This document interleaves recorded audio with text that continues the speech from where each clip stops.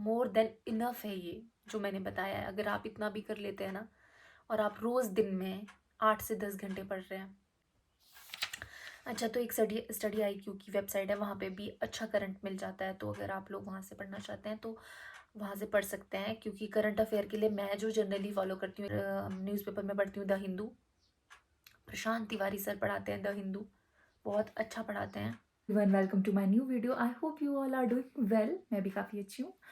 तो मैंने आप लोगों को प्रीवियस वीडियो में ये बोला था कि बहुत सारे लोगों की जो क्वेरी थी करंट अफेयर कहाँ से पढ़े और HPG के कहाँ से पढ़े, ज़्यादातर इन दो के रिगार्डिंग ही क्वेरीज थी लोगों की। तो मैं आपको ना एक बार आज पूरी बुक लिस्ट बता देती हूँ, बिगनर के लिए भी हेल्प हो जाएगी और मैं अपना भी बता दूँगी कि मैं कहाँ से कर रही हूँ। और क्योंकि जिन्होंने 2 महीने में अभी प्रीलिम्स देना है तो वो तो मेन सोर्स पढ़ेंगे, बट अगर जो बिगनर है जिन्होंने अभी स्टार्ट करना है 25th वाला देना है, उन्होंने जो HPAS है, तो फिर मैं उसकी भी एक लिस्ट बता देती हूँ आप लोगों को। और जो बुक्स मैं फॉलो करती हूँ वो भी मैं आपको बता देती हूँ। तो बने रहिए वीडियो में। किताबें हैं जो मतलब कि रोज़ यूज़ होती हैं, जैसे कि इसमें है ये MCQs प्रीवियस ईयर क्वेश्चंस, और ये शंकर IAS, ये मेंस के लिए है बट ये अभी आजकल यूज़ नहीं हो रही है। ये एटलस, ये वंडरलैंड, बट आजकल मैं चुकता फॉलो कर रही हूँ। और ये है हमारी बुक जो कि ज्योग्राफी के लिए काफ़ी बेनिफिशियल है। ये मॉडर्न इंडिया के लिए स्पेक्ट्रम, सभी पढ़ते हैं। आप लोगों के लिए एक लिस्ट बना देती हूँ और उसको अपलोड करती हूँ, क्योंकि ऐसे बुक्स बताने से ना आप लोगों की हेल्प नहीं होगी। मैं एक लिस्ट बनाऊंगी, फिर आप लोग उसका स्क्रीनशॉट ले लेना, ठीक है।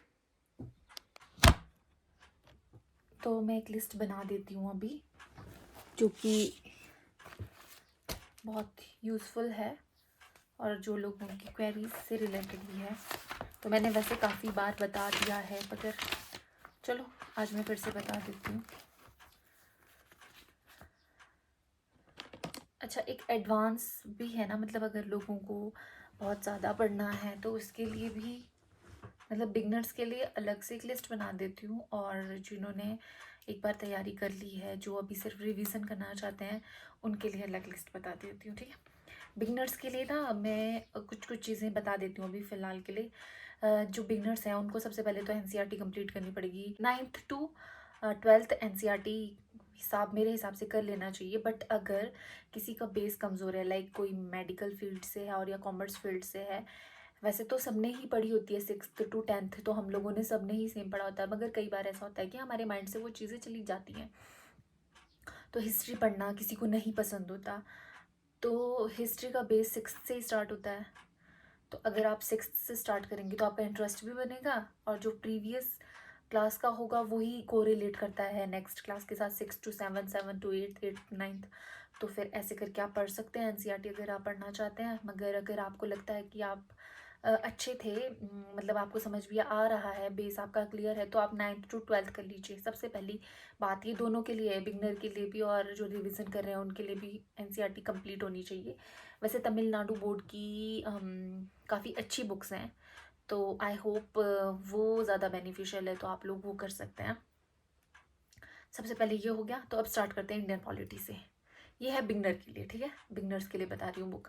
इंडियन पॉलिटी के लिए M Laxmikanth is more than enough है, क्योंकि वो खुद में ये ग्रंथ है, जिसने वो पढ़ ली अच्छे से, उसका मतलब ये कि हाँ पॉलिटी उसका क्लियर है। फिर मॉडर्न इंडिया के लिए आ गया विपिन चंद्रा आ गया, और इंडियन स्ट्रगल फॉर इंडिपेंडेंस आ गया स्पेक्ट्रम, ठीक है। 1857 के बाद ही मोस्टली पूछा जाता है हिमाचल में, तो नहीं, हिमाचल में नहीं, 1857 के बाद पूछा जाता है एलाइड में। उसके बाद आ गया इंडियन आर्ट एंड कल्चर, उसके लिए नितिन सिंघानिया। मैं ना जो मैं बुक्स बता रही हूँ वो यहाँ मैंने डाली होंगी साइड साइड में स्क्रीन में। उसके बाद आ गया इंडियन इकोनॉमी। इंडियन इकोनॉमिक के लिए एक तो हमें संजीव सर की एक बुक आती है, संजीव वर्मा करके, अगर किसी को अच्छी लगती है तो वो पढ़ सकता है। अदरवाइज +1 +2 पढ़ लो, बजट पढ़ लो, सर्वे पढ़ लो और PYQ पढ़ लो। मैं तो यही करती हूँ। ज्योग्राफी के लिए NCERT + GC Leong. Science and tech के लिए कोई भी इसरो की वेबसाइट से या फिर डेली करंट अफेयर से, और जो बेसिक है वो तो हम लोगों ने पढ़ा ही होता है। फिर भी एक बार 10th तक का देख लेना, जो केमिस्ट्री, फिजिक्स और बायोलॉजी होता है। बट ये सी सेट का है एक पार्ट। उसके बाद इन्वायरमेंटल साइंसेस के लिए शंकर IAS है ना, और क्लाइमेट से रिलेटेड जितनी भी वेबसाइट होती हैं जो अपना डाटा वहाँ पे अपलोड करते हैं, वेदर फॉरकास्ट का जो डिपार्टमेंट है उससे रिलेटेड जो वेबसाइट्स हैं, और जो डेली करंट में चल रहा है वो बहुत ज़्यादा इंपॉर्टेंट है इन्वायरमेंट के लिए। और इन्वायरमेंट से ना, इन्वायरमेंट और क्लाइमेट से ना बहुत ज़्यादा पूछा जाता है। अच्छा, तो एक स्टडी IQ की वेबसाइट है, वहाँ पे भी अच्छा करंट मिल जाता है। तो अगर आप लोग वहाँ से पढ़ना चाहते हैं तो वहाँ से पढ़ सकते हैं, क्योंकि करंट अफेयर के लिए मैं जो जनरली फॉलो करती हूँ, एक तो मैं सिविल स्टैप की जो करंट अफेयर की क्लास होती है वो फॉलो करती हूँ। एक रवि सर की क्लास आती है करंट अफेयर की सुबह, वो फॉलो करती हूँ, क्योंकि उसमें 20 करंट अफेयर पढ़ाते हैं सर, और जो प्रीवियस दिन में 20 पढ़ाए होते हैं उनका रिवीजन भी कराते हैं, और उसके अलावा वो टेस्ट भी लेते हैं। तो वो एक अच्छा है, बट वो हिंदी मीडियम के लिए ज़्यादा अच्छा है। मगर करंट अफेयर में तो आपको चीज़ें ज़्यादा मतलब रिकॉग्नाइज करने की हैबिट होनी चाहिए, इसलिए हिंदी में पढ़ो चाहे इंग्लिश में पढ़ो कोई फ़र्क नहीं पड़ता। अच्छा, और न्यूज़पेपर में पढ़ती हूँ द हिंदू, प्रशांत तिवारी सर पढ़ाते हैं द हिंदू, बहुत अच्छा पढ़ाते हैं, लिटरली एक एक टॉपिक बहुत अच्छे से पढ़ाते हैं। और उनका एक टेलीग्राम चैनल भी है, वहाँ पे वो उसका PDF भी डालते हैं।